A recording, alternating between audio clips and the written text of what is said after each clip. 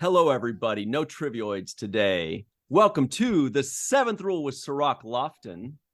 Hello, hello.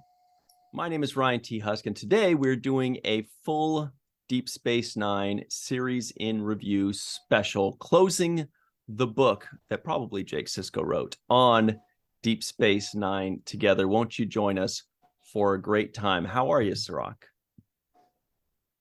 I'm good. I would say the book that Benny Russell wrote, but yeah, I'm good. That's more accurate. That's probably better. Yeah. That's a good one. Yeah. So yeah, let's close the book on what some people say is the best Star Trek series ever. Some people also say it's the best sci-fi series ever. And some still believe this is the best series of all time, television series ever. You're still a Columbo and Twilight Zone guy, but you got to admit, this was pretty amazing, wasn't it? Yeah, it was very amazing. And actually, Deep Space Nine has now become on my favorite list of all-time shows because it's so well written. And the journey was so pleasant and enjoyable to go on. Yeah, I think this show is just far ahead of its time. And the more distance there is between when we finished it and people observing it, the more the lasting principles that it stood for become more true. They become, just a part of the culture, and I think they addressed a lot of issues that were forward thinking on this show. Yeah, especially considering it started off in early 1993 and went all the way to middle of 1999. So, I mean, looking back at that time, actually, you don't have to look back. You remember exactly when that was because you spent that time on set. But for the rest of us, we look back at the 90s as, a lot of us look at it as like a more innocent time or a simpler time or a happier time, but also a much more ignorant time where, they say ignorance is bliss. And so it's a lot easier to be happy when you don't know about things that are going on outside of your little bubble.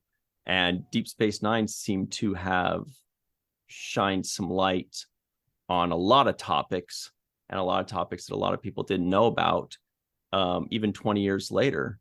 And that was, it was very brave of people like Ira Stephen Bear, I think, to write these themes. And I think it was very brave for Avery Brooks to take that torch and really give it the gusto and everything that he had into these stories.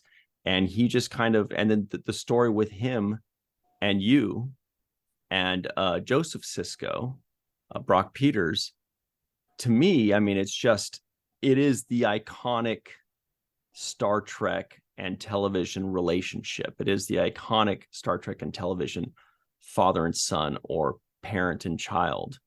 And to me, that was bigger and more important than the sci-fi stories. The sci-fi stories was the setting of what the real story was. And I thought you guys were the real story. I definitely believe that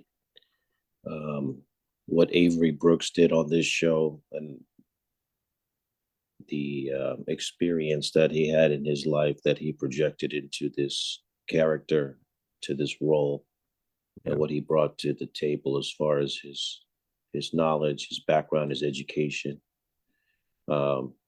lifted the show up and really gave credence to the idea of this Black family 400 and some odd years into the future, living these experiences. And I do know that it was a conscious effort on his part to make sure that this imagery was authentic and also productive for the culture in its observation. So it left a good example for familyhood and fatherhood.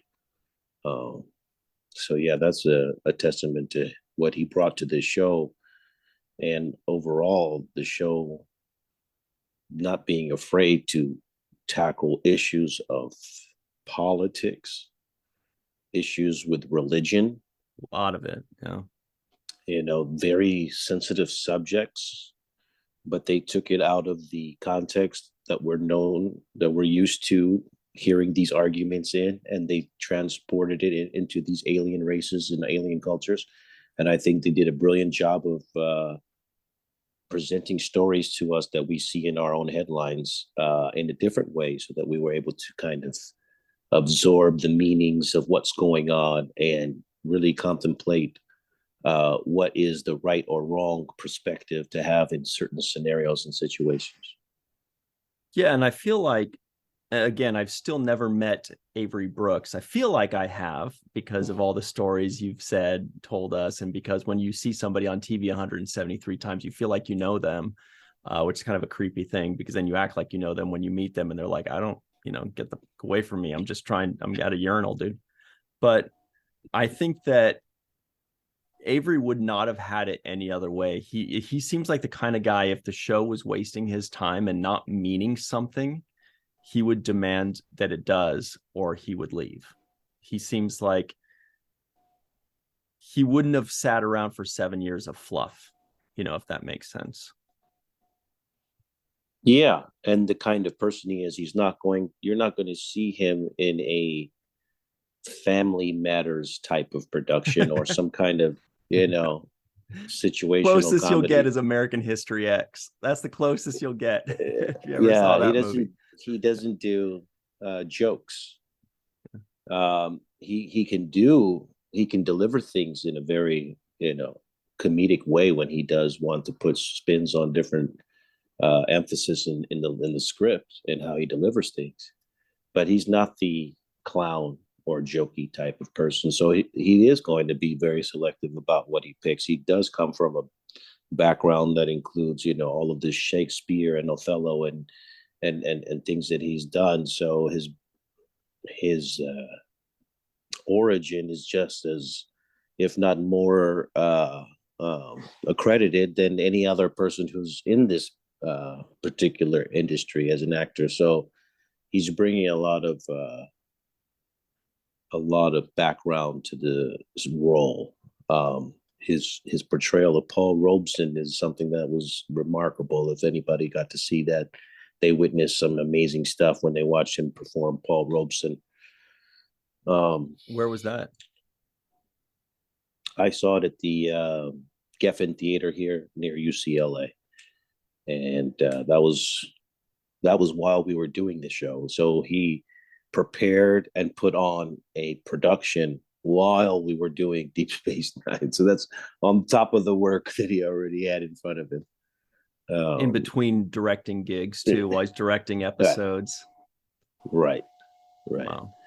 And doing music, recording music, and so he's multi-talented, and that kind of gravitas is what really makes everything work. It makes him believable as a leader. It makes him sensitive and gentle as a Black father, or as a father, and it also makes him qualified to be the captain when you see him, because you know that he has all of this background and all of this life experience that he's bringing to the table.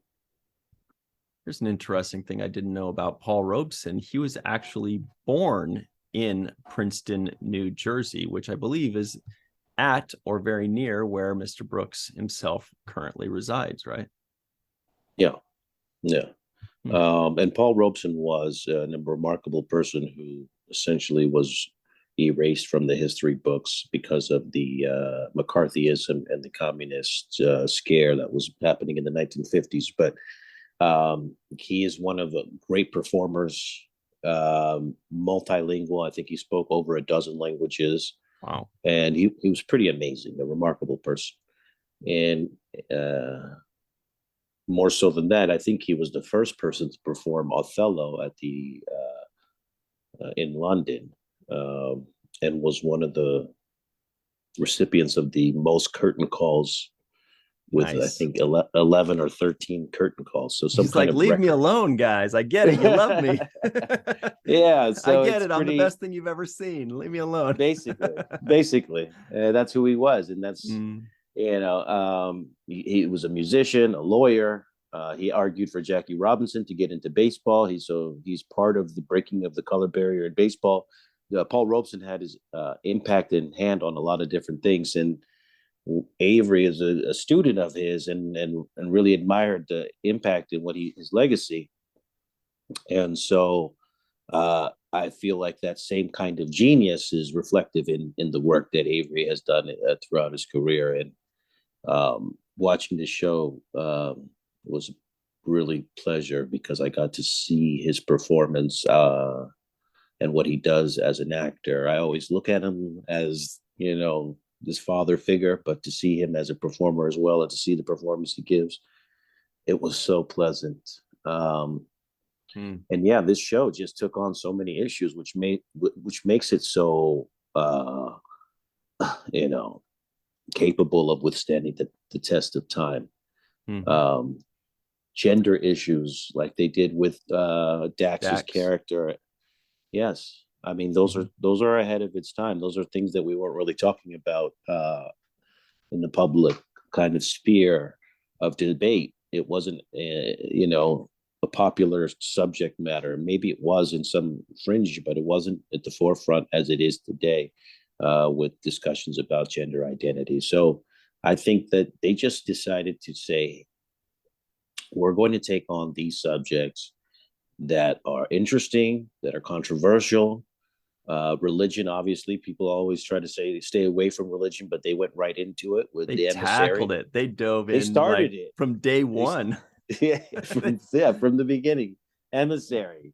This is it. This is about prophets. This is about visions. This is about a belief in something that you don't see, that you can't see, that other people can't see. And that's what faith is, actually, the actual definition of faith. Believing in something that you can't see. Mm-hmm. And they started this show with that kind of faith. I mean, the vision came to Sisko, but no one else could see it. So it's much like the biblical text when you hear about, the road to Damascus and Paul becoming Saul and all of these kinds of things where individuals see things, but no one else sees it. When John the Baptist baptized Jesus and he saw a dove fly from heaven and no one else saw it, he's the only one that saw it. So these are kind of biblical narratives that are all throughout history, where people have these visions that they believe in their heart, they've seen, they've experienced, but no one else is witness to it, or they have to believe that person. Moses at the Mount Sinai, seeing the burning bush, that was him by himself. So he comes back down from the mountain. That's his personal experience. Nobody else was there. So the culture, the world is full of these kinds of experiences across cultural lines, across the historic lines, and people have these kinds of transcending experiences, whether they invent new things that haven't been, created or thought of, or whether they have these religious experiences. But I just think DS9, man. That was the Bajorans all over, like everything was about Pa, everything was about emissary, everything was about wormhole aliens that they called the prophets, like everything was about that. And there really weren't other races that were like that. I mean, they all kind of touched on it a little bit, like the Ferengi had their, I don't know if that's called a religion or a theology, but they're like the Great River provides, and they had all these terms that I can't remember what they were called. But well, the rules of acquisition were the divine treasury too. Yeah, the rules of acquisition were like their 200 commandments or something like that. Exactly. But yeah, besides, I wanted to ask you, really people get attached to the stories, but on top of that, the characters. And besides Mr. Avery Brooks playing Captain Benjamin L. Sisko, sounds better to say Lafayette Sisko than L. Sisko. were there characters finally, now that you finally watched this whole thing all the way through, were there characters that stood out to you that you kind of hadn't seen coming or that you didn't expect? Because, you know, recording this, you knew about Sisko, you knew about the Jake and Nog amazingness, you knew about Cassidy, and, you know, a little bit about Chief O'Brien and Julian Bashir and all that. But were there characters upon finally viewing this that really jumped out at you that you didn't expect, or that really are just super memorable to you? Yeah, there are some characters, and it's actually more of the Cardassian characters after watching this show I had a that feeling you might say that. that have jumped out at me and surprised me. Mainly because I got a chance to work alongside a lot of the other actors. So I worked with Odo, I worked with Quark. I was always fussing around in Quark's bar. You know, I was always getting arrested by Odo. I had a relationship with Kira. You know, like a friendship kind of nurturing type of Aunt Kira type of relationship. So what I mean is I kind of knew a lot about who the characters were, having worked opposite them in different scenes. So, you know, you work with Worf, then you pretty much get it after, you know, it doesn't take too long. Yeah, you get Worf pretty quickly. Yeah, it's pretty easy to figure it out. It's like, okay, that's Worf right there. I got it. Yeah. And even Wei Yun, like who I thought is fantastic in this, Jeffrey Combs. I worked with him though, so I remember in the baseball episode working with. Remember that episode where Take Me Out to the Holosuite? Yeah. No, not Take Me Out to the Holosuite. It was the baseball other one. Card episode. The card episode. Yes. Yes. That was so good. I forgot about that. You actually did work with him directly. Yes. And you worked directly with him a little bit later when they were when the Dominion was occupying Deep Space Nine, and he was like, very interesting writing. Tell you what, why don't you keep sending me new drafts, and I'll look them over, and maybe one of these days we'll let the public see approve it as a team, but me as the boss. Exactly. But you have to learn how to take that bias out of your story, Jake, because you only see it one way. Yeah. So I worked with him, and I got to see a sense of how he performs. And obviously he's fantastic, and all of these people are fantastic, but I got a real sense of it. But to be surprised by something, you have to really not know much about it. And I didn't know much about Mark Alaimo and Dukat, and I didn't know much about Casey Biggs as Damar. The rest of the characters I kind of had to go. Even Kai Wynn, I worked with her when she, you know, when the school was bombed or something, and she was in that episode. So I worked with her. I knew how her general air was, like, of this superiority type of air that she has. And so I already kind of had an understanding of that when I was watching it. But Damar and Dukat were surprising to me because they were both surprised. One, I didn't realize how much I could hate Dukat, because you love him and then you hate him, and there's like this. It's this really kind of complex thing he does. I only love him. Well, I know you love his performances and you love it, but I found myself at moments like really thinking, this guy is not so bad. And sometimes I would say that. And then it's like that was all a setup. Yeah. That all was a setup. The whole not so bad part was just the setup to be bad. And so he's so good at doing that, you know, like even when he was with Kira and he was telling Kira about his mother, you know, he made it look like he was like saving his mom, you know, or her mom, you know. Yeah. Like he made it look like he was the hero in that, you know, like she would have been slaughtered if it wasn't for me, you know. We truly cared about each other. Exactly. Nerys. Yeah, yes.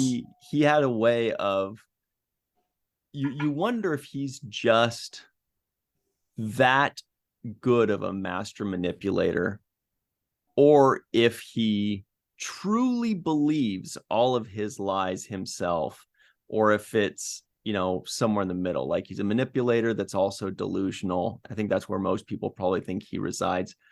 But I think it's almost possible that he is just so, if he's so, yeah, it's almost possible that he's just so delusional and he's such a narcissist, because narcissists truly believe they are the hero. They truly believe they are the victim. They truly believe everything happens to them and they're never at fault. And that seems to, be Dukat, to a T.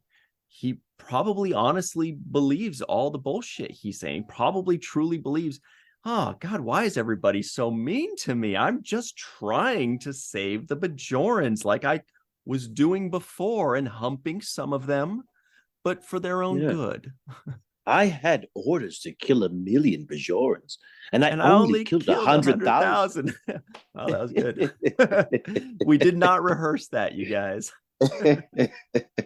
But that's basically how, I saved 900,000 lives, Kira. Like that's how, I didn't kill 100,000. I saved 900,000. What's wrong with you? And that's basically his mentality. And to some degree, I think he believes it. I actually believe that he believes it. I think it makes him a good person in his mind, right? Because nobody thinks they're a bad person. They think I'm good, or I'm smart. I got it all figured out, and everybody's just an idiot. You're just all bad drivers. Misunderstood. Yeah, everybody's the worst driver. Everybody's this, and you're good, right? You're good. And so it's hard to tell somebody, one, that they're bad, or for someone to believe that they're bad. Like, oh yeah, you know what? I might be a bad person. I'm an abusive person, and I'm a domestic abuser. Evil. I'm evil. Nobody says, I want to do evil things today, except maybe Skeletor. But yeah, they think that he thinks that he's doing good things or things that he must do. And other people just don't understand. But once they see, once they truly see what's going on, they'll understand. Right. And the way people are wired is that we always can put justification for whatever we do. Yeah. I was given orders, don't talk to me, talk to the guy, Hitler told me to do it. Yeah. It's just my job. It's my job. Yeah, exactly. So people can always try to pass responsibility for what they do to other people. And I think part of what Dukat does is he does that too. It's like, oh, it's not my fault, Kira. It's this guy, or it's that. If Sisko hadn't have done this, I wouldn't have had to. If the Federation wasn't so, if the Bajorans had have just surrendered. Think of all the lives that would have been saved. Exactly. If the Federation weren't so difficult and needy and demanding, think of all the lives that would have been saved. Exactly. So everybody feels like they're in the right. And I think Dukat has convinced himself that he too is in the right, and that he too is in the cause for good of greater humanity and the benefit of others. Even though he's so evil and maniacal. Yeah, and it's funny because I wanted to talk about the different alien races a little bit later too, but you really kind of touched on the Cardassians. Obviously, there was also Garrick, but you worked with him. There was also Inabran Tain. We met 3 different versions of Zial, and towards the end, we met Mila as well, Garrick's mom. So that we had a lot of Cardassians, and we had Damar, Seskal. He was great. Vaughn Armstrong. Yeah, going to Garrick, speaking on Garrick, I would say Garrick is probably as complex a character as Dukat is. Yeah. Dukat is very complex. Really, I mean, it's simple to get him, but he's complex in his delivery. It's unorthodox. But so is Garrick. Garrick is he plays with the lie and truth so well, and he does that dance where he's conscious of what he's doing, as opposed to he knows Dukat. What's true and what's not true, and he knows exactly what he's doing. Right. Ducat is more like convinced himself that what he's doing is right. Garrick knows when he's doing something that's not right. He's very aware of it, and he's very manipulative. But that's the other thing. The Cardassians are very manipulative people, or a race of people. Except for Damar. Damar's the only one that's just like the straight-laced kind of soldier. Yeah, but even he was waiting in the wings for the moment. And many times I felt like, he was like, yeah, one of these days, one of these days, it'll be my turn to get back at you guys. So I felt like he was still calculating and manipulating, because he wanted to stay close enough within striking distance throughout the show. He was always within striking distances. He was, who was it that killed Caesar? Anthony. Wait. Yeah, Mark Anthony, right? Yeah. So it's like Mark Anthony, like just being close, right? He's the Mark Anthony of this show, where he was just close enough to Caesar, where he's like, I can be the one in charge. It could be me.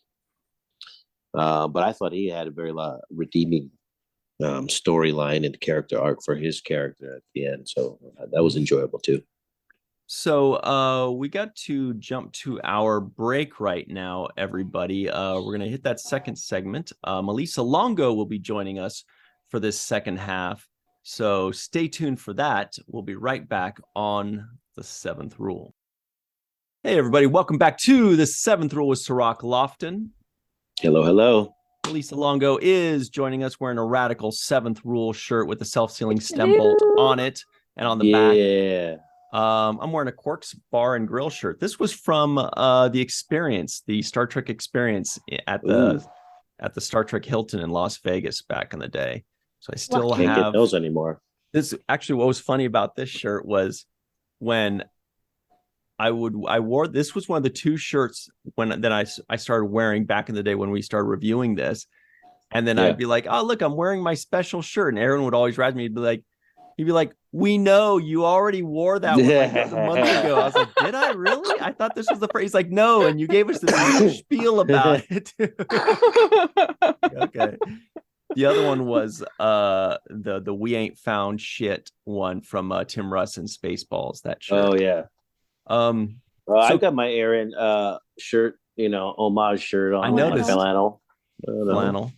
Very nice. Yeah. He also wore gold chains all the time. Yeah, I remember that. He was a big fan of Mr. T. Yeah. I pity the fool. We have a quick correction. Yeah, it sounds like it was Brutus and Cassius or Gaius Cassius that because I think a lot of people stabbed Caesar. It was like and Anthony was the guy that did Antony's oration, where he's like, friends, Romans, countrymen, lend me your ears. I come to bury Caesar, not to praise him. The good that men do lives after them. The bad that men do lives after them, and the good is often tarred with their bones. So let it be with Caesar. And he just goes into this thing for like forever. Wow. It's a long one. Very good. I'm not gonna. I don't remember the whole thing, but that's how it starts. Wow. Probably word. That's enough for me right there. That's enough for me too. Awesome. Anyway, so back to this. We're talking about characters that stood out. Malissa and Cirroc was saying that the characters that he already knew about, like the Cassidys and the Siskos and the Ferengi and the Ferengi bar, the Quark's Bar and all that, kind of already knew about them. But then what he didn't really know about very much was how amazing Ducat was and how amazing Damar was, and these kind of guys that stood out. Did any characters stand out to you, Malissa, on this particular rewatch that you kind of hadn't noticed, or that felt different, or were better than you remembered over the last 7 seasons? I'm gonna say Ezri. Stood out more to me this rewatch than previous rewatches. I noticed some different moments that she had this time around that were just gems, and I was like, wow, she's really great. Also Zial, since I see her in the back of Ryan's thing, but But yeah, I yes, there she is.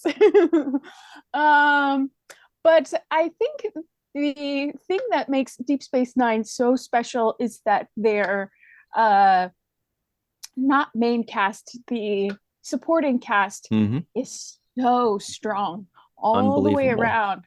So incredibly strong, and the character development for each of those characters is incredible, and I love that about Deep Space Nine.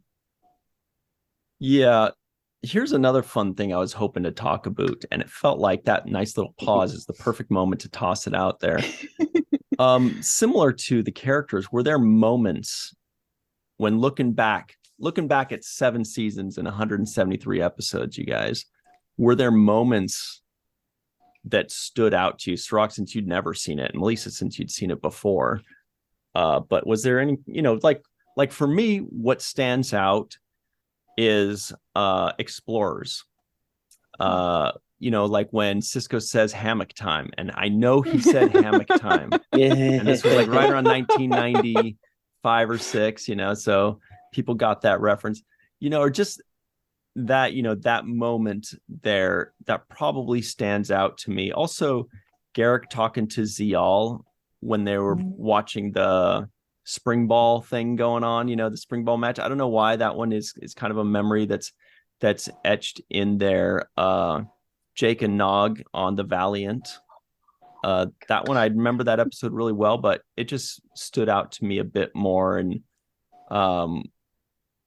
the comedic moments that Nog did, like the "she's so stupid, she's perfect" or whatever, where some of those moments I'm like that was Aaron Eisenberg saying that, not Nog, you know what I mean? Like I'm like, this guy, I've heard this razzing before, you know what I mean?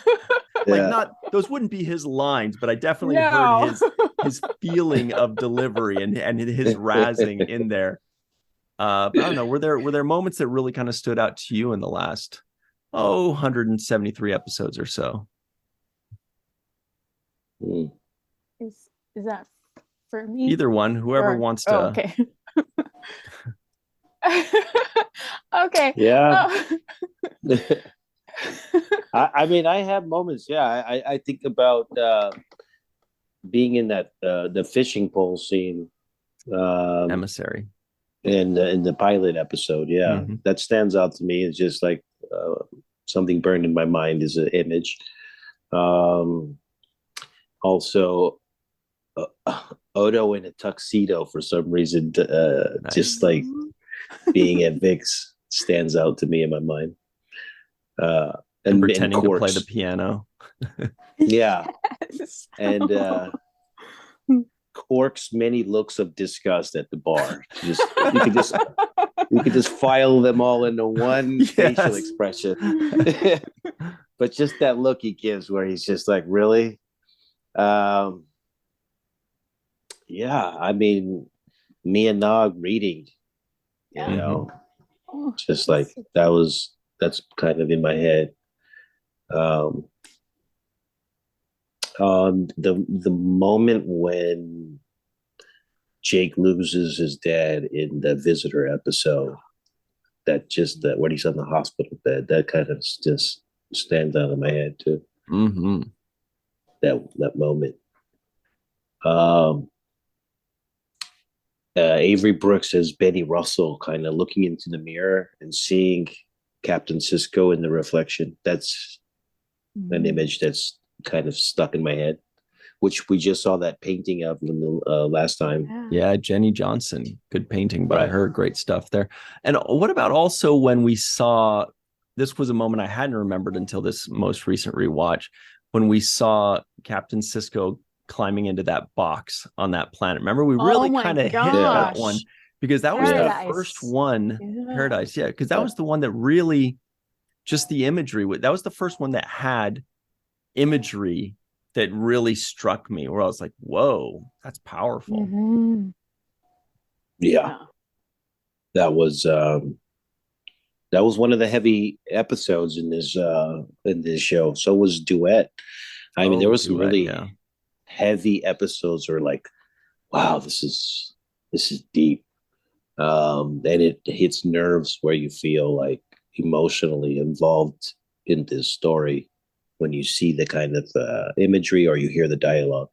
So yeah, there's just a lot of moments there. Nog in his Starfleet uniform to me is like, Yeah. When he actually just wearing his uniform. The jumper, the training one though, the cadet one, the gray one. The cadet one. Yeah, the gray one. Oh, Yeah, that's the one I gray like. one. That's the one I like because it means he made a commitment and he was standing by his commitment to be a different man and to make himself into the man he wanted to be.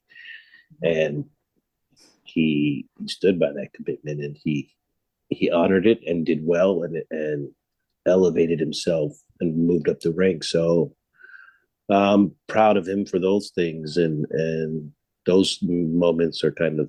I feel like Deep Space Nine. Watching it, it feels like it exists or it existed, and it's just there somewhere. Like it feels like it's just there somewhere. It was real.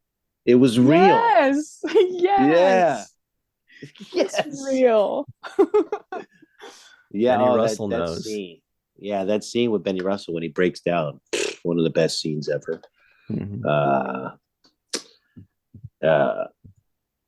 The computer delete program scene. That was one of the best monologues I've ever heard. Yes. Ever. Yeah. Pale Moonlight. Mm-hmm. Yeah. Yeah. Yeah, that one was. I mean, everybody remembers that it's a fake, that's a meme forever. But yeah, computer delete entire personal log.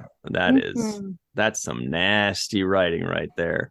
And Sisko acting perfectly, like there's just like doom glazed over his eyes and darkness, and just like sometimes you just got to do what you got to do, and I can live with it. Mm-hmm. Yeah, just a great ensemble. Kai Wynn, Louise Fletcher, the late great Louise Fletcher was awesome.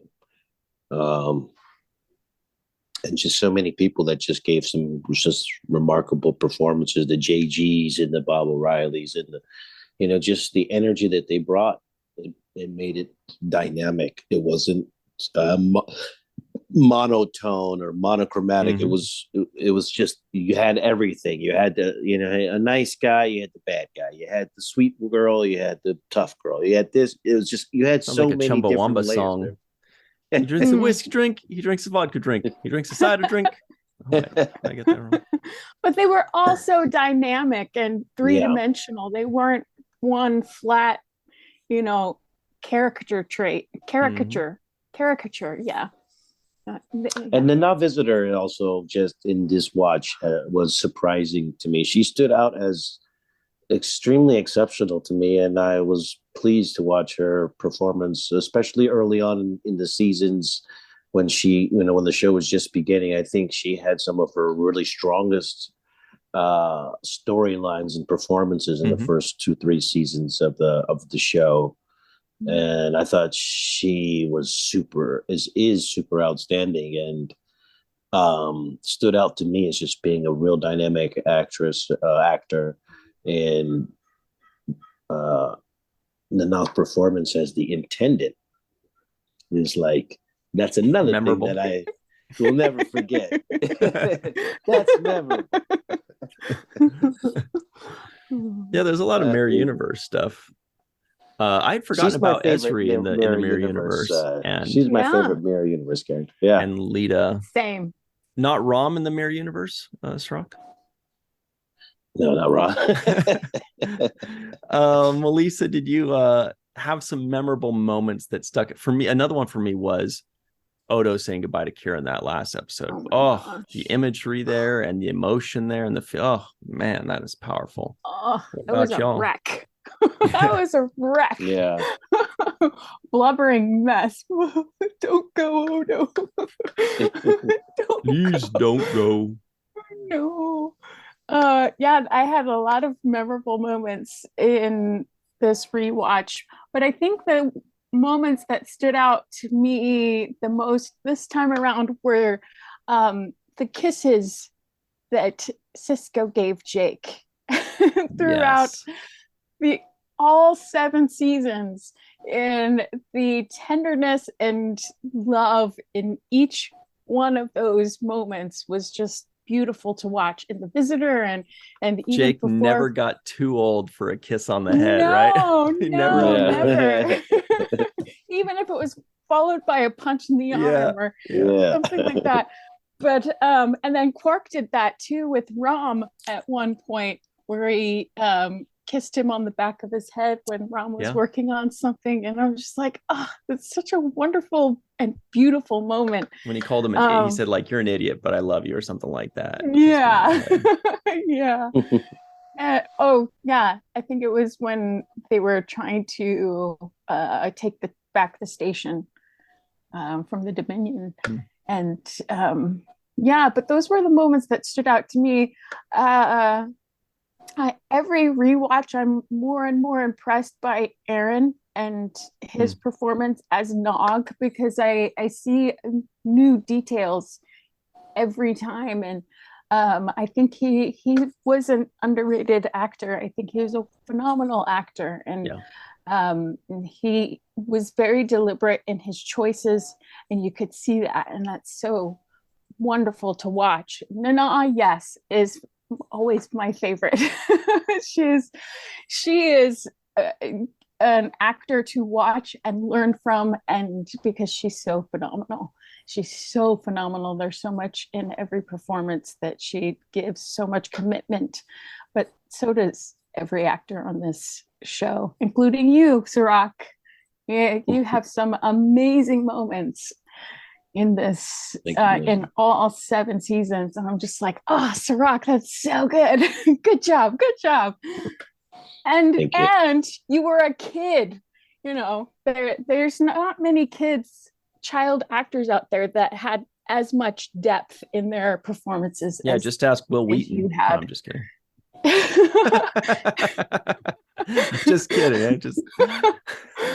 No, but you know, the other thing that's memorable is the storylines of love, like people finding love, and Odo and Kira finding love, Dax and Worf and the love that they had, Cassidy and Sisko finding love, Rom and Lita, and Lita finding love. So a lot, and at the very end, you know, Ezri and Bashir finding love at the very, very end. I was gonna say Bashir and Kukalaka, but you know.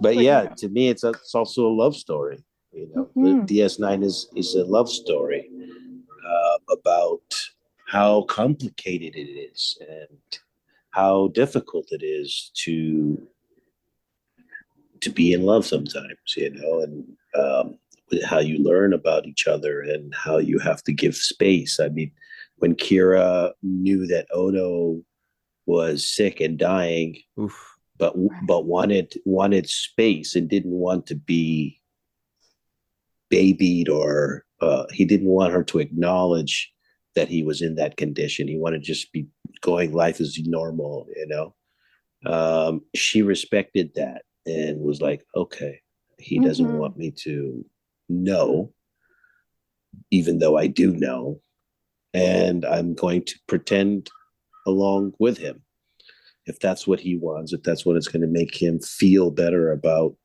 the situation he's in. So that's the kind of sacrifices you take in love, and that's the kind of commitment you make to somebody when you love them, that you're going to do whatever it takes, you know, to make them feel good. You know, I actually was hoping to talk about relationships, because, and not necessarily romantic relationships, but just all relationships, like the relationship between Julian Bashir and Chief O'Brien, or between Kira and Odo, or the incredible dynamic relationships between, say, Damar and Weyoun, or Weyoun and the female changeling. Yeah, they all had these really interesting dynamic kinds of relationships, And to me, those stood out the most this time for me, I think, like just how all the villains towards the end really had these great scenes and these amazing relationships. We're just putting them together in a room. You're already like leaning forward, like, okay, what juicy thing's gonna happen here? What juicy subtext and disrespect and phoniness, what's gonna happen here? But I also loved, for example, like Bashir and Chief O'Brien. I liked, their relationship, and there are just so many of them. Did any of those Cirroc, any of those stand out to you? And obviously to me, the Siskos, just those three, especially the three dudes. Yeah, and Jake and Nog, that relationship was there, just that was best the buddies. Whole point of this show. I don't know, but it definitely was the point of us. It was our primary focus. That was it. Yeah. But no, I mean, everybody had these really cool relationships. I think Odo and Quark's relationship was really just clever. It was clever. It was the odd couple. It was two guys that loved to hate each other, or hated to love each other. Yeah.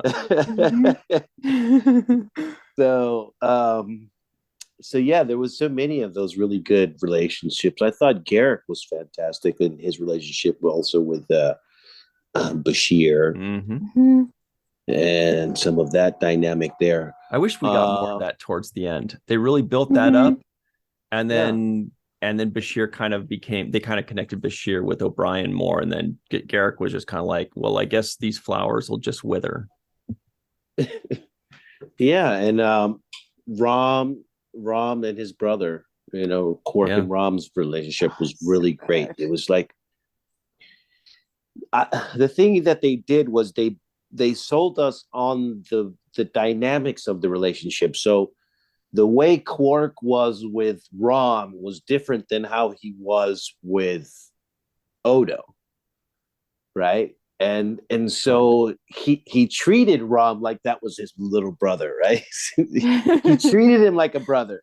And so there's a lot of siblings out there that know exactly how that goes, how those kinds of razzing goes. And so Quark didn't do that with Odo. With Odo, there was a different respect. It was more of a chess game of, I'm who's smarter and who's going to outwit who. And Odo usually bragged about having the upper hand on that matchup.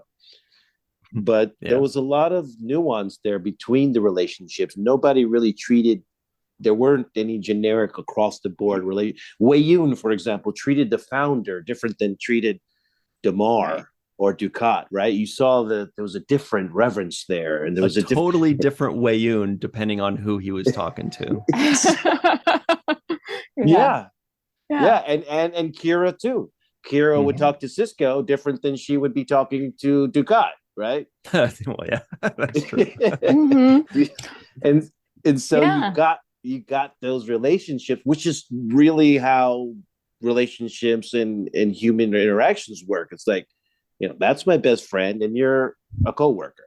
There's so I'm going to treat my best friend differently. We're going to go to lunch and gossip and this and that. We're going to be like, hello, how are you? How's your day? Everything's fine. There's going to be a formality there. An enemy is going to be treated differently. You're going to probably stink eye them and, avoid, being around them. So there's a whole different way we all approach people in our lives, and that we have different respect for our mothers, our teachers, our significant other. You don't talk to your husband usually the same way you would talk to your kids, right? Well, actually, never mind. I've seen some people do it. Yeah, sometimes the husband deserves it. Like, pick up your damn socks, dude. Let me take that back, actually. But you know what I mean. Definitely. So that was another thing about how dynamic this thing was. There was a respect, for example, when the founder, the woman who played the founder in this episode, in the show, when she would talk with Odo, she was very respectful. Yeah, she was very respectful with Odo, right? Right, like loving, like she cared about him. He was like a confidant to her, Yeah. And then to Wei Yun, she was just like, "Get off me, Nat." even Kai Wynn was very respectful around Sisko. Yeah. She didn't do all her Kai stuff to Sisko. She did it to everybody else. But you could tell it wasn't because she respected him. No, it was because she felt like she needed to act like she respected him. Right. Great acting. But she still did it, though. Yep. But she still did it. So just the way those performances were done, the way the dialogue was written to encourage and enhance these kinds of dynamic relationships and these subtle nuance in how people react with each other and interact with each other. It's just a testament to just some amazing writing on the show. And yeah, this has become one of my favorite all-time shows. It's up there now with the Twilight Zone. Nice. Yes. And Columbo. And Columbo. Malissa, did you have any relationships that stood out to you? And this time around. But it's difficult to pinpoint one relationship because, as Cirroc was saying, they're all dynamic and they're all truthful in that how we react to them is informed by our experiences with them and what we've experienced together, what they've experienced together, and which makes everything so dynamic. I'm going to pick that I feel like they could have expanded on, but what they started with had great potential. And there were some wonderful moments between these two, and that's Jadzia and Kira. And they did have some wonderful moments of friendship between them. And I just wish I could have seen a little bit more of that, because that would have been juicy, because the moments that we did get were so full and rich and loving. And to go back to what you were saying, Cirroc, it is a love story, not just in a romantic sense, but in an overall sense of there was a love between Bashir and O'Brien. There was a love between Bashir and Garrick. There was a love between Dax and Sisko, and it continues. And even Quark and Odo, there was a love between them. Oh, the biggest of all love between those two. Yes. It's so much. Yes. So overall, yes, it is a love story on a grander sense, not just the now it's a romance, but it's a bigger love than. Mm-hmm. Yeah, I mean, I think Damar loved Ducat. I think he actually loves him. And Ducat loves Ducat. Yeah, so they're both in agreement on that. See, they agree. Yeah. So we've got to run to our free-for-all already, but I bet people will have a lot more to say. Before we go to the free-for-all, let's give some very special thanks. This is such a different episode. We don't have trivioids. We don't have weird whatevers. IMDb ratings. Yeah, we don't have any of those things. Oh, we've got like an overall. We could do the whole series review. Oh man, what excitement! I cannot wait. But before we do that, let's give a very special thanks to our good friends, Homer Frizzell, Dr. Marie Segal, Eve England out in Wales, Yvette Blackmon-Tom, Carmen, aka Skillet. Many of these people have been with us for a long time, since like the third season or second season. Timothy Baum, TJ Jackson-Bey out in Missouri, Bill Victor Arucan, Titus Mohler, Darlena Marie, John Mann, Dr. Mohamed Noor, Tierney C. Dieckmann, Anna Post, Rex A. Wood, Anil O. Polat, Erika Stroem, Joe Balsarotti, Mike Gu, DQ, Neal Akasaka. That was a good one. Justine Norton-Kertson, Dr. Stephanie Baker, Carrie Schwent, Faith Howell, Edward Foltz, Rodek, the Radical One, Orszewski out in Southwest Poland, Henry Unger, also Radical, Mai live from Tokyo, Matt Boardman, Chris McGee, Justin Weir, aka Shag 840, and of course, Dr. Susan V. Gruner. All right, let's hit that free-for-all and have some more fun, shall we? We'll be right back on this. Malissa, you look so sad. Is it sad that it's over? Kinda, huh? Yeah, well, and then you said Faith Howell, and I was like, oh. Howell, very nice. Werewolves of London. That has special meaning with Aaron Eisenberg and his family and friends. We'll be right back on The Seventh Rule with Warren Zevon. Hey, everybody. Welcome back to The Seventh Rule with Cirroc Lofton. Hello. So Melissa's still here. She's hanging out, making us look radical. And look who has joined us. We have Susan V. Gruner outside of Deep Space Nine, along with Faith Howell and Matt Boardman. They're all floating on different corners of the pylons, I guess. We have Carrie Schwent here with an awesome background as well. She got Jake and Nog back there. Goldu Scott is here wearing a cool virtual TrekCon shirt. Eve England out in Wales is wearing a Chat Pack shirt, looks like that, or Cat Pack shirt, I should say, from Walking Art made by Melissa. Chris McGee is here showing us all why he is the handlebar champion of the Alpha Quadrant. Mai is live in Tokyo. How do we know? Well, because she's in a car proving it. We can see Tokyo out her window. And Tierney C. Dieckmann, the board queen, is here waving at all of us. So first and foremost, for the entire series of Star Trek Deep Space Nine, Jake Sisko guesses the IMDb score.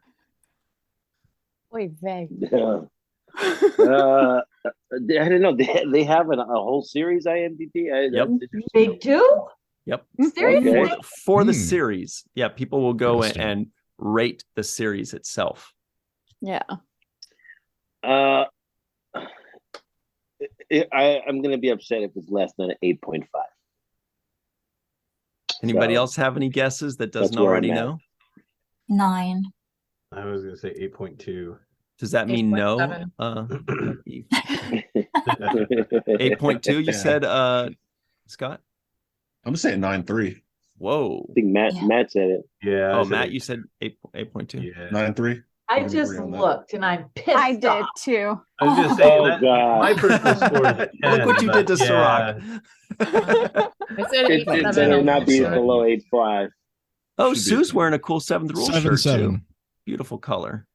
You can find that on our Seventh Rule Teespring shop. Who just said 7-7? Was that you, Chris? Yeah. All right. Simply because I bet some people watched maybe the first few episodes of the first season and said, and screw this, and left. But Screw it's them. best. It's the best Yeah, pilot. exactly. You can't review this. You can't review the whole show if you only watched the first 2 seasons. They should That's not going to stop them, though. Yeah, omitted that from, doesn't stop from the anybody. rating. So the answer is 8.2, but I do believe it is the highest rated overall Star Trek series out of like the 10. I think it's got the highest overall rating. So that's very good. As well, it should. Yeah, No, 8. no, 8.2. it's supposed to be a 10. That's We know still it's a too 10. low. It really is a 10. It's 10 here. Ain't that the truth? Yeah. Hmm. So here's something fun. We've got a question for all of you. It's going to be 2 questions. Oh, wait, before we get to that, you guys, we have been waiting so long for this. At least I have. I hope you guys give a shit because I sure do. It's about the non-appearance mentions. We finished all of Deep my Space gosh. Nine. It's time for the final wow. tallies. I've been dreaming about this.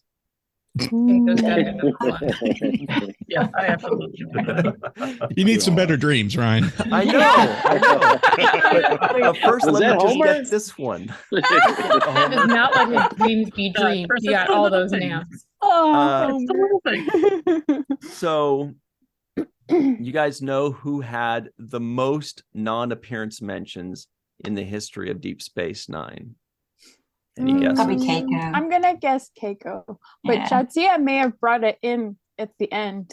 Who That's knows? true. Because she Curzon? had a lot. Curzon, yeah. I say Keiko, Curzon.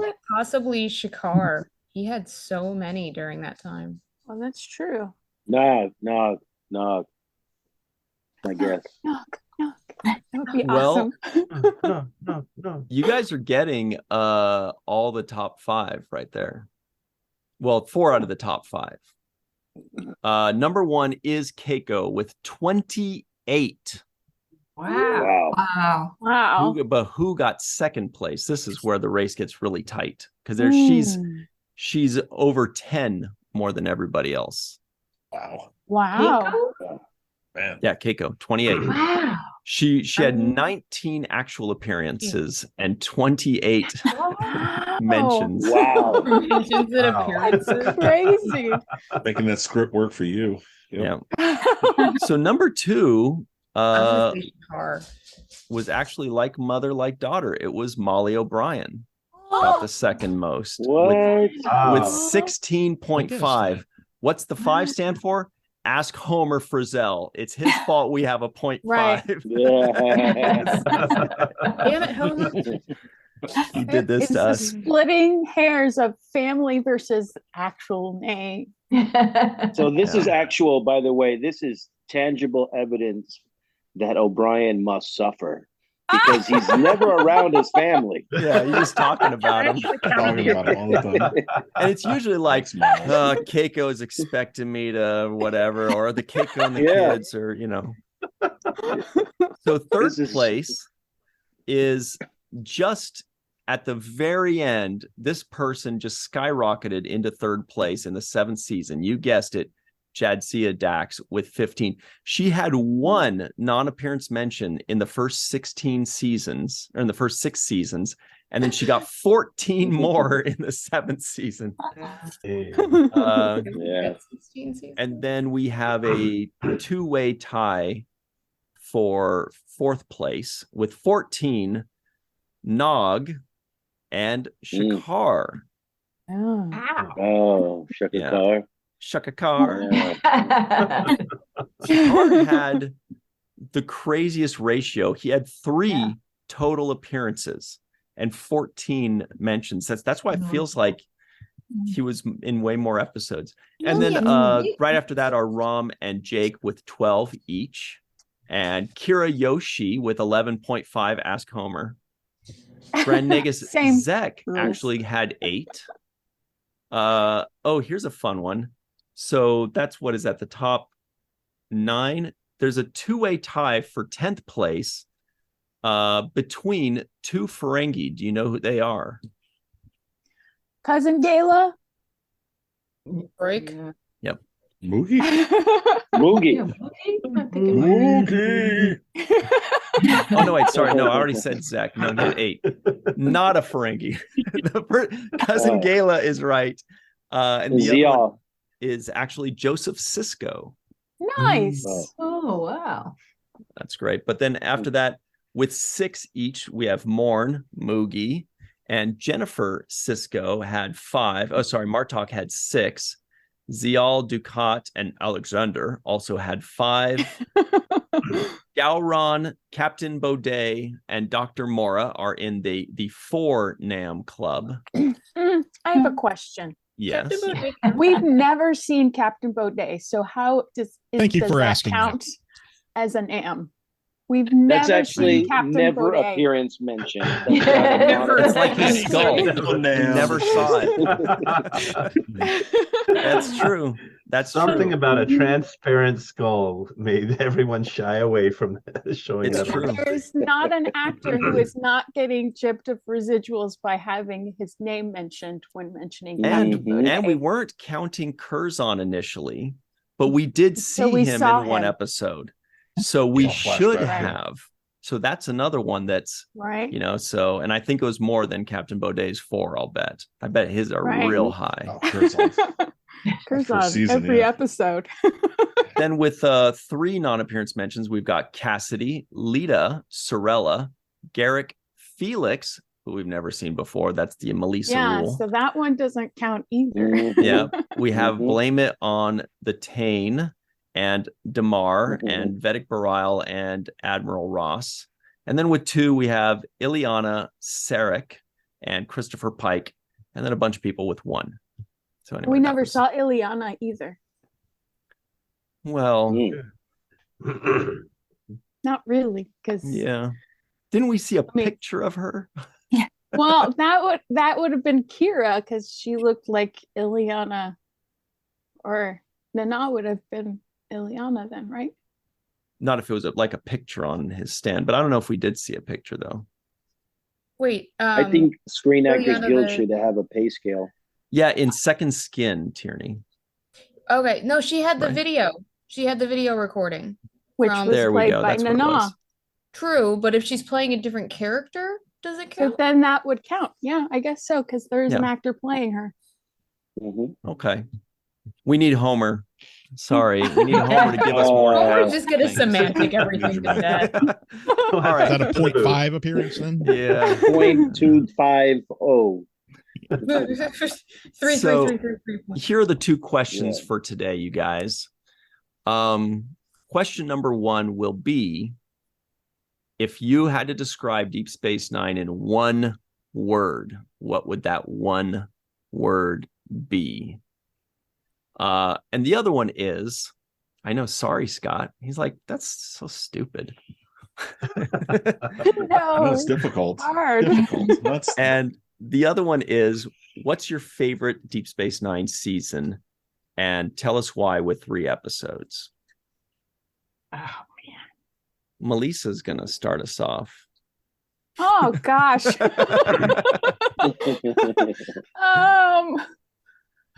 Some people are already man. taking notes right now and typing away. This is great. Okay, so one word I would use to describe Deep Space Nine Is it Cherish? is That's a song.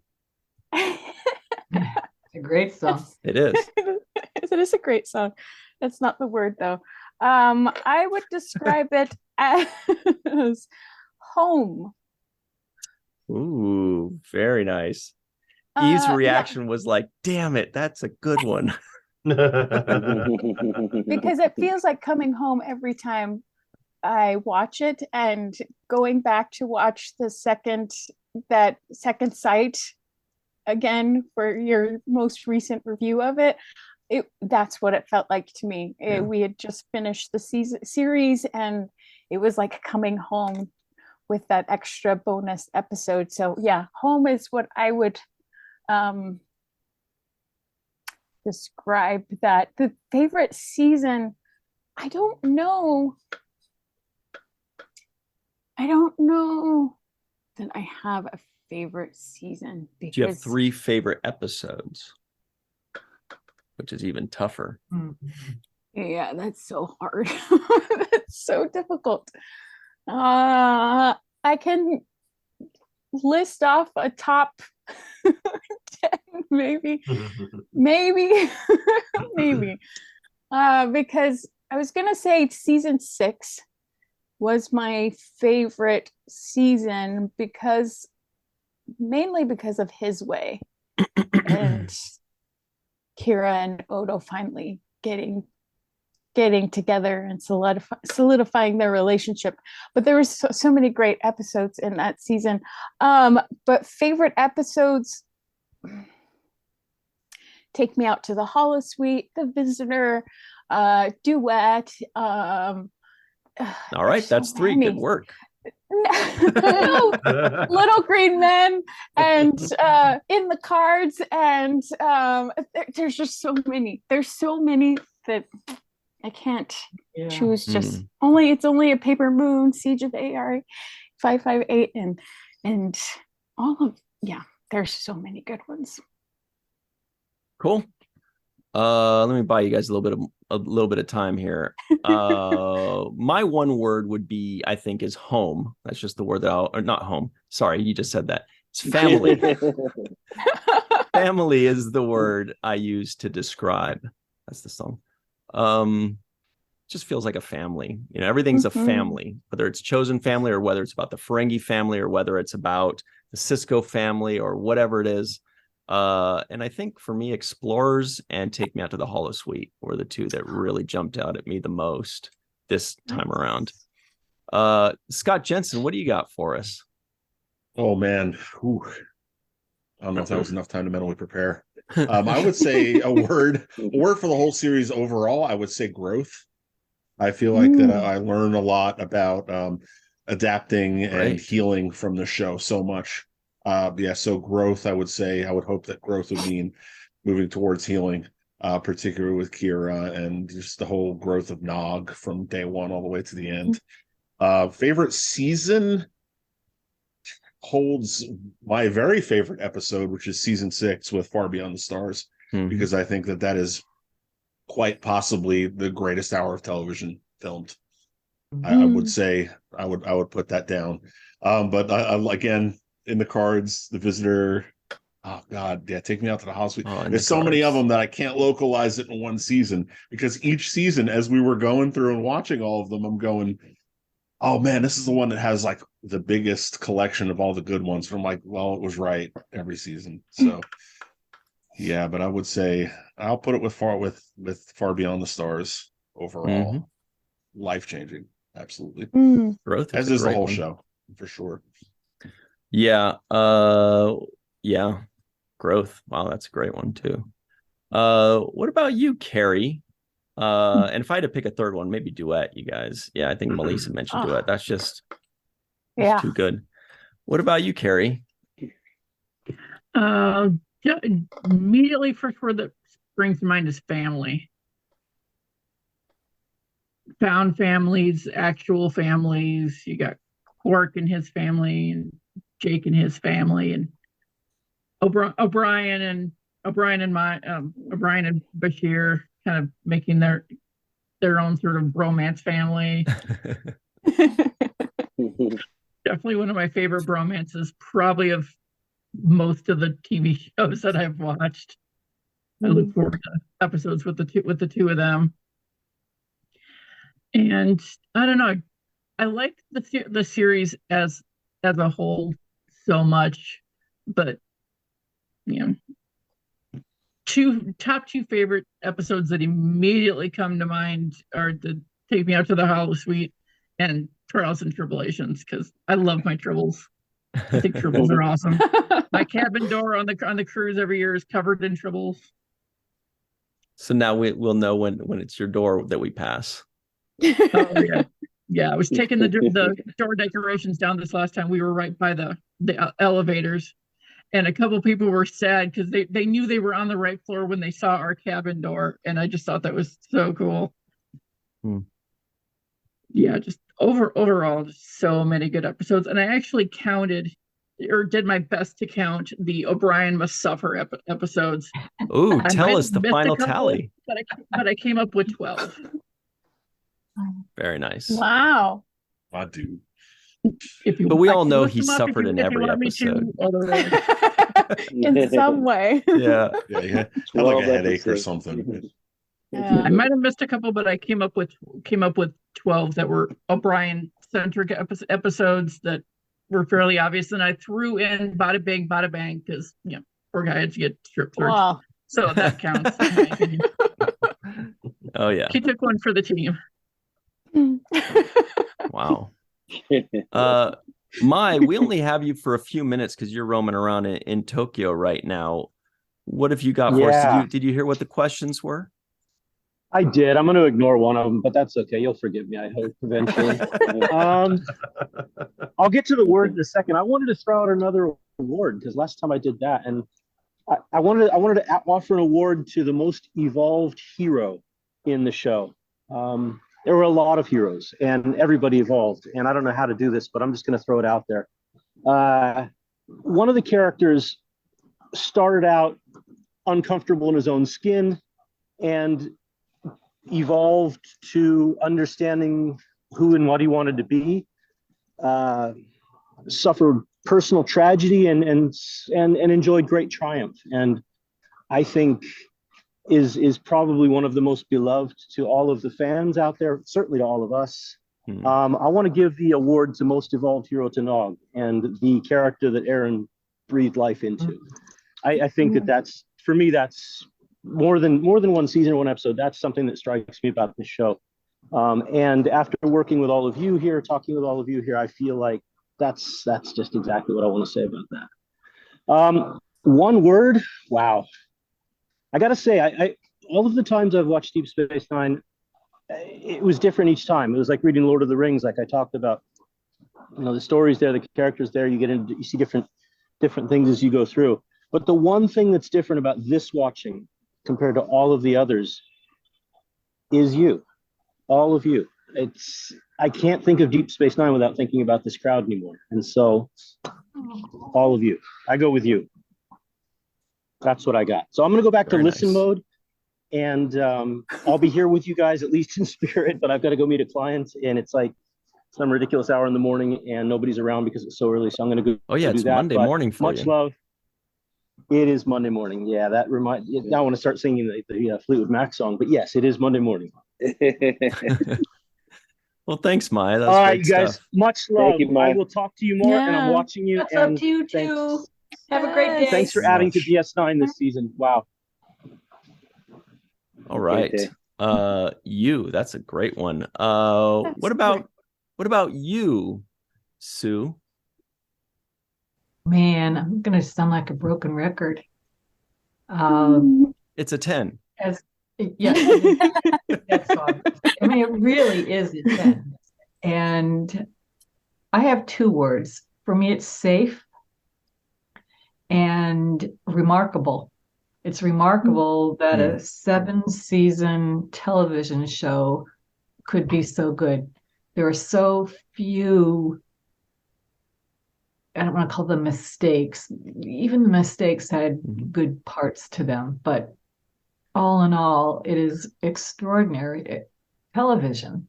And I can't think of, we've talked about this many times, I can't think of any other show, any other version of Star Trek, and I love them all, that comes close to Deep Space Nine.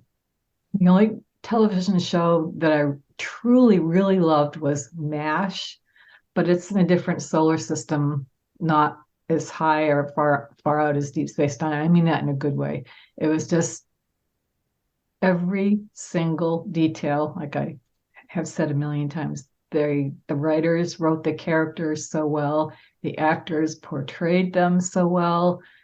We believed every bit of it. Believable fantasy, science fiction. We believed all of it. Those characters were real.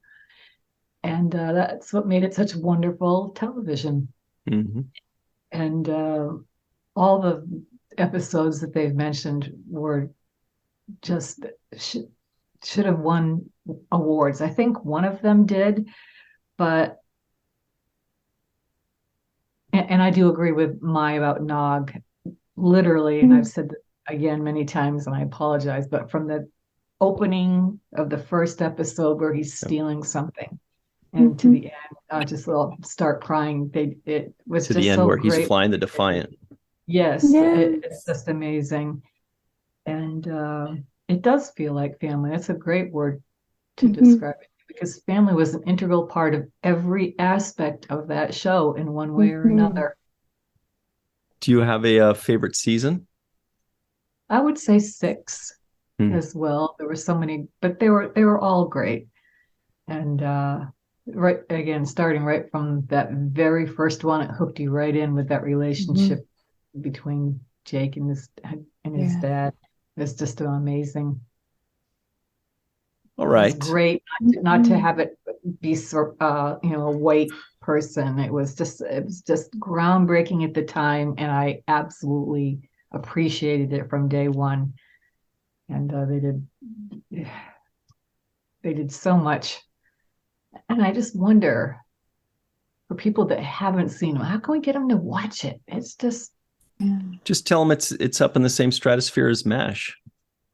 But a lot of people I've never seen MASH though. I've never even heard of it. It's like MASH, is that like so it might not work. When I call it TV Xanax, it may sound funny, but it's kind of true. It's great, relaxing, fun, funny. Yes, it can be a little dark at times, but there's nothing wrong with that.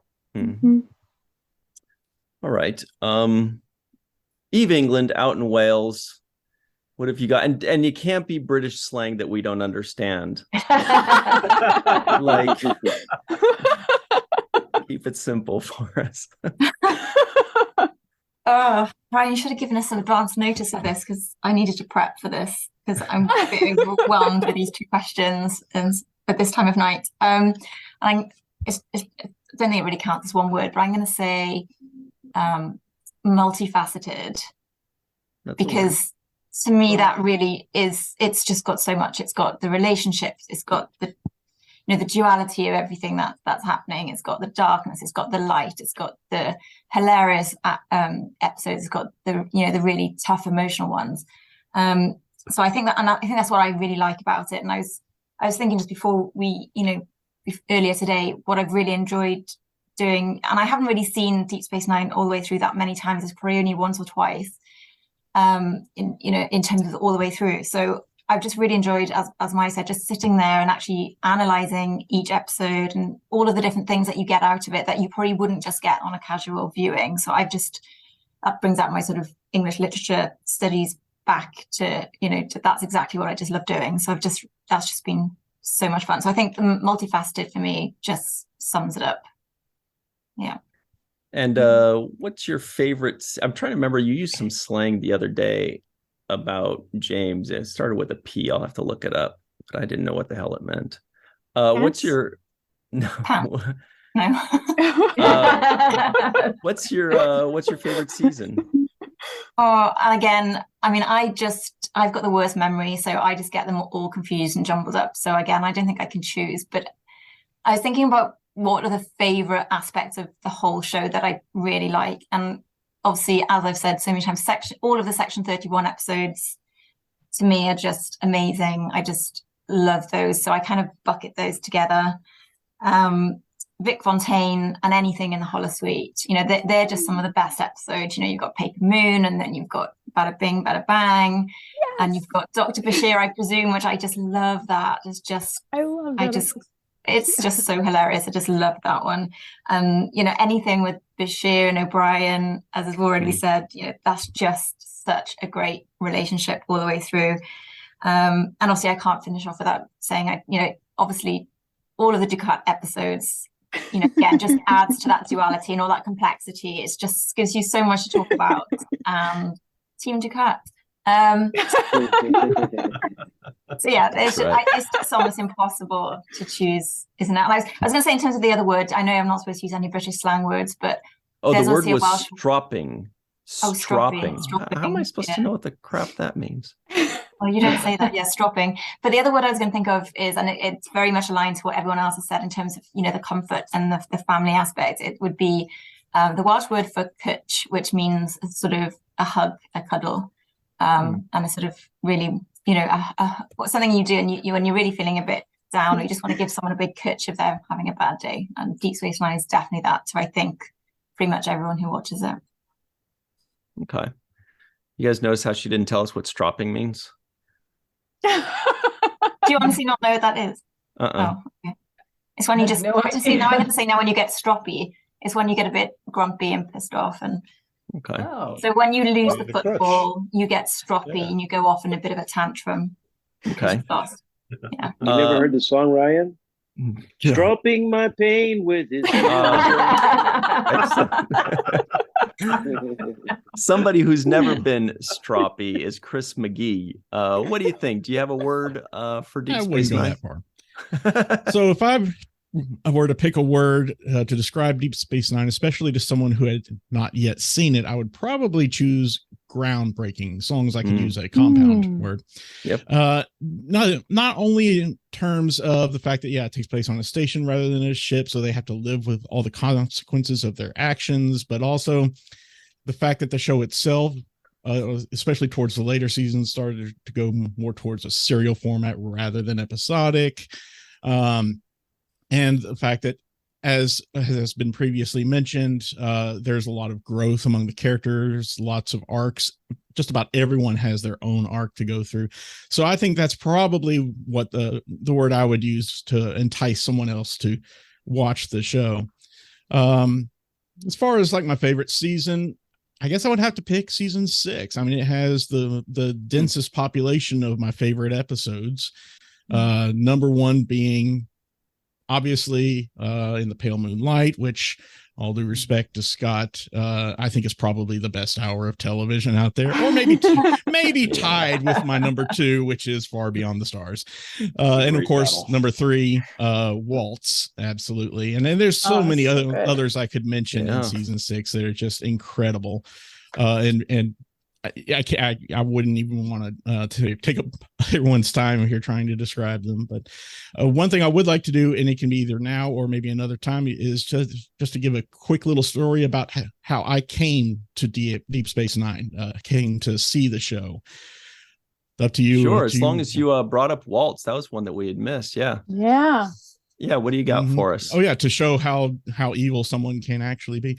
Anyway, so all right, back in 1995, I had seen original series Next Generation. I had not seen Deep Space Nine, kept putting it off, but my roommate at the time had been watching it. Well, Christmas of that year, I received this little thing here called the Star Trek Emissary gift set, which came with, as you can see, the Star Trek Next Generation interactive technical manual, the demo for the game Deep Space Nine Harbinger. Never did play it, unfortunately. I might do that sometime in the future. An audio CD of Conversational Klingon, and a VHS copy of Emissary, the first episode of Deep Space Nine.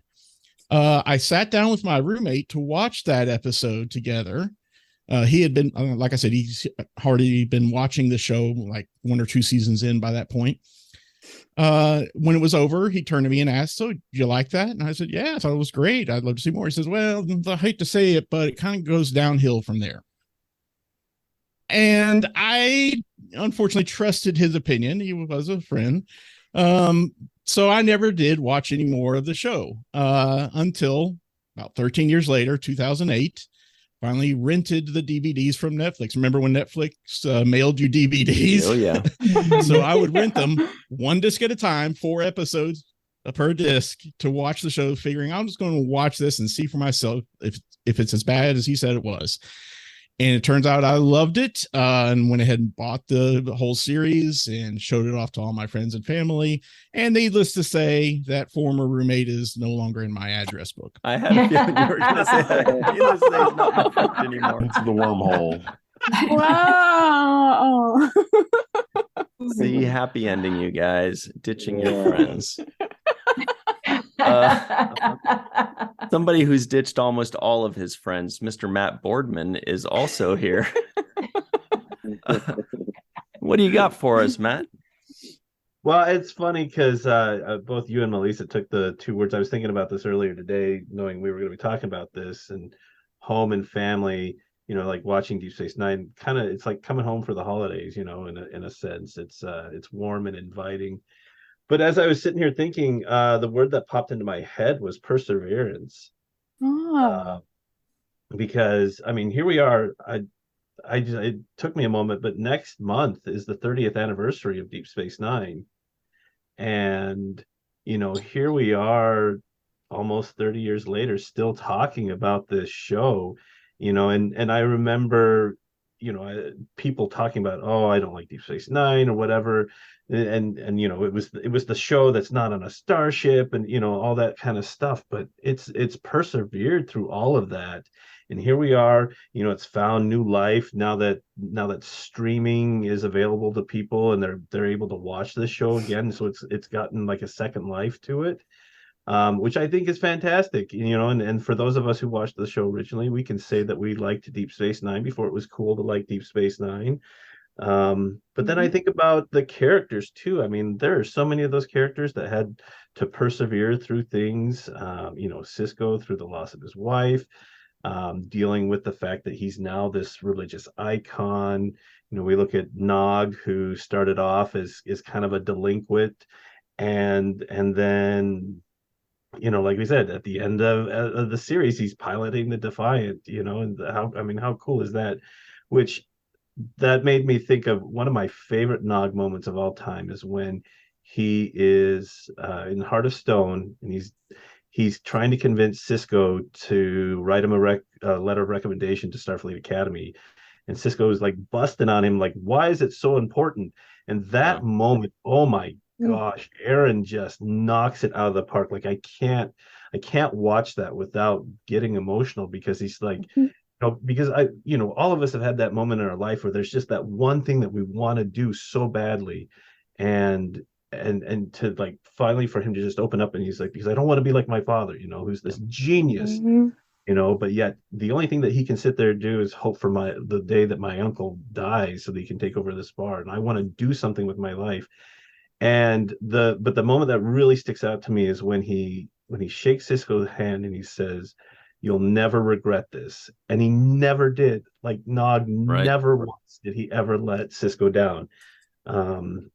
I just think that's fantastic. So yeah, perseverance. I love that. I love that this show continues to endure, because it just, it's just special. There's, like everybody else has said, there's just so much that comes together. It's a very intricately woven tapestry that we get to witness. So as far as favorite season, I'm in my rewatch. I'm now back in season 6, and I think season 6 is probably it's probably my favorite. There's just so many good episodes. I mean, the first 7, are just fantastic. From them being displaced out, to then retaking the station, the sacrifice of angels, which again, like that episode is kind of like a microcosm of the series of a whole. It's this fantastically wonderful, joyous moment where we've retaken the station, we're back home, but then here's a little bit of tragedy at the end, with the death of Zial. And that's kind of the series as a whole. We have all these wonderful moments of happiness, but then we get to the end of it, and it's the war is over, but now people are going away, and we all part on our separate journeys here. So yeah, it's just, what a rich show. What a I don't know, say blessing. I don't know. It's just one of those things that when I look at it, it's added to my life. And then just one last quick thing. I always loved the relationship between Jake and Captain Sisko, between Benjamin. And and not to take anything away from the relationship that I had with my father, but as I look back at the relationship that I have with my son, there are a lot of things that in the way I interact with my son that I learned from watching Jake and his dad interact, and watch Ben as a father, how he approached being a father to Jake, that I didn't realize, but I look at it now and see that I've incorporated those things into how I'm a father to my son.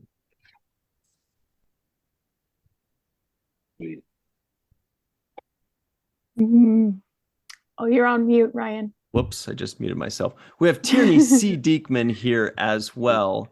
What have you got for us, Tierney? One word to describe Deep Space Nine and your favorite season. I reject your reality and substitute. Reject. Nice. That's a good one. There's no one word. It's just two though. For me, after some deep thought here. Also, heavily agree with Eve. Preparation, man. More. How are we supposed to do this? This is the series review. Keep us on our toes. My enthusiasm's getting my dog excited here. For me, not really looking at just what the series is as a whole, but to me personally, because of course this is very personal for all of us, or we wouldn't be here. Healing and refuge for me. For I think all of us in one way or another would find both of those things at one point. And like Chris had said, how he came to DS9, that's what it was for me. Back in, I do remember what year it was. I won't go into that, but I needed distraction from horrid things, the worst things that a person should go through. I needed that, and it kind of saved me. And it was just a binge watch. It was on Netflix when they still had great stuff on Netflix. And we had just moved, we were just married, life was hell. And that was nothing. That wasn't even the hard part. And it was fantastic. And I had seen the episodes, of course I had, growing up when it was on, and syndication here and there. But just the story as it went through was the best feeling. And I think I've mentioned it before. I remember as I was watching it thinking, God, I'm going to be sad when this is over, because I'm not going to get this first watch feeling again, but I know I'm going to watch this over and over and over. So it became that comfort and that safe place to be and to go back to. There have been times that I have put it on in the background, it ended, and I just restarted. Well, because I didn't want to feel the ending. So I just picked back up, and going back to Second Sight was perfect for that, because it was wrapping the blanket back around of this is what it is. So it's very healing for me, especially, and many others, and I hope for many more in the future, because the series has endured. It has a very strong strength to it, and its endurance is strengthening. So heck yeah. As far as favorite season, I looked through, and I don't think I can really pick one. It's just there's too many. Season 6 has a big concentration of the best. As far as personal, everything Far Beyond the Stars is definitely a favorite. Just I know why, I won't go into that. And then Pale Moonlight. But as far as just general comfort entertainment as the show is growing and going, I think it's season 4 that has like Little Green Men and Paradise Lost and Homefront.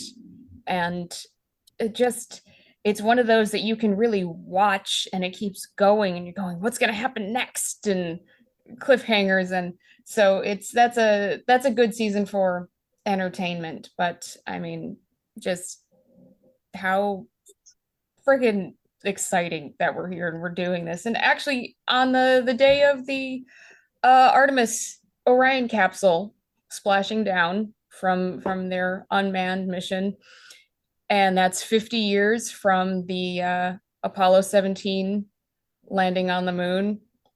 It just coincidentally, I don't know, NASA might have planned that a little bit.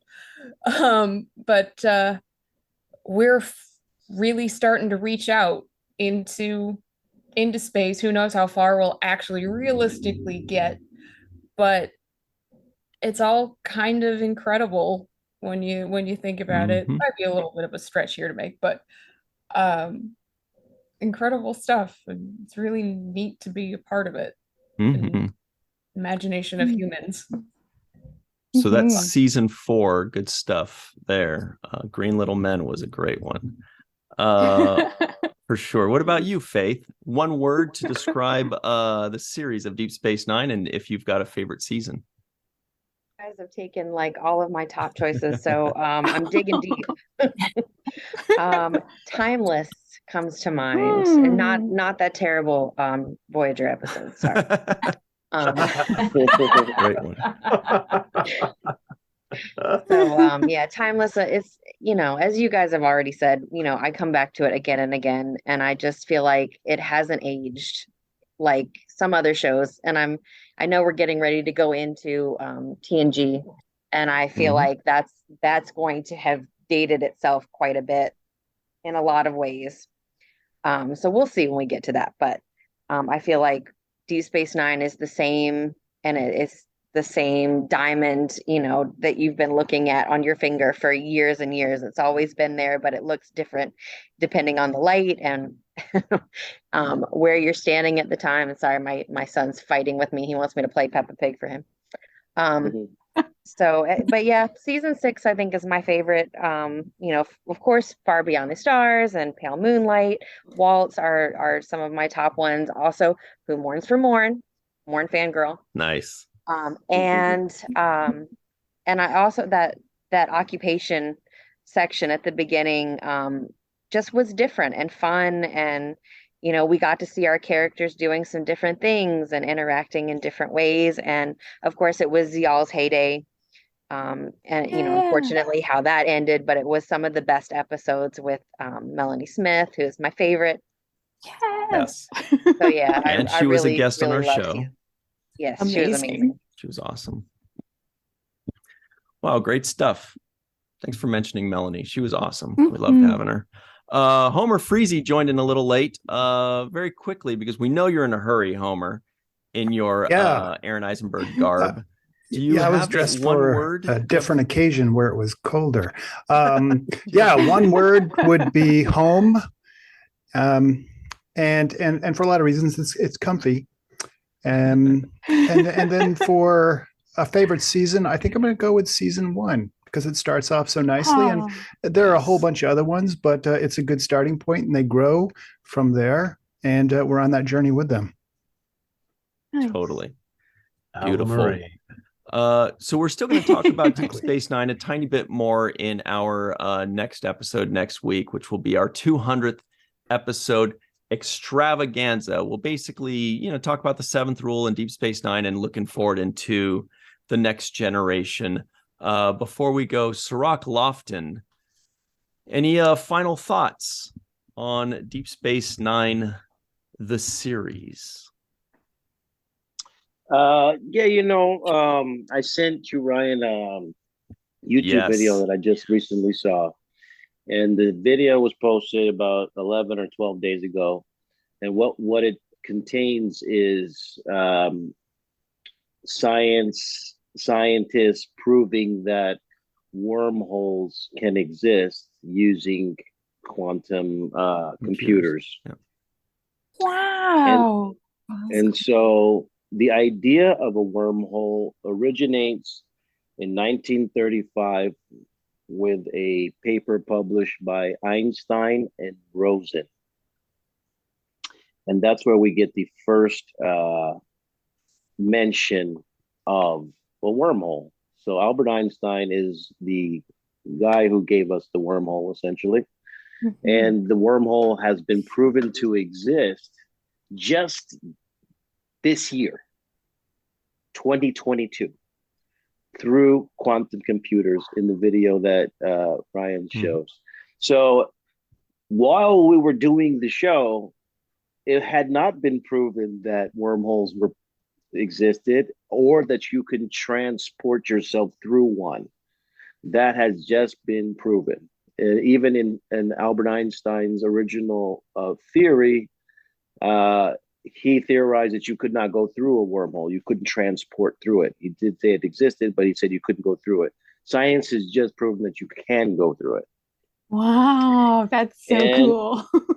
And that's this year, 23 years after we finished the show. So I think that, Deep Space Nine was just so far ahead of its time as far as bringing all of these concepts that, weren't even around or fully vetted or expanded upon, and taking things and making it real and building all of these ideas around it. And so that's my answer. I would say Deep Space Nine is real.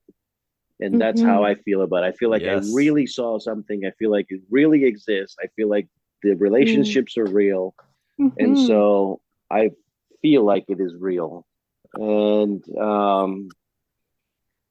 the more we go into the future, the more of the concepts that were discussed become real. The more we go into the future, the more warp drive becomes a possibility, and all of the things that we talked about in the show. So it just becomes more and more real as time goes on, in my opinion.